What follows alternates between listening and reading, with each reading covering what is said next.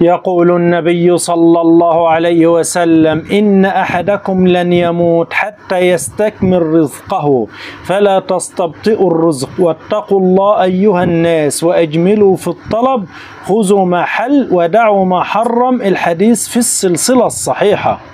وقال النبي صلى الله عليه وسلم: صلة الرحم تزيد في العمر، وصدقة السر تطفئ غضب الرب. صحيح الإمام الألباني في الجامع.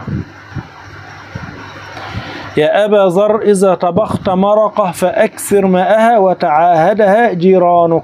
الحديث صحيح عند الإمام مسلم.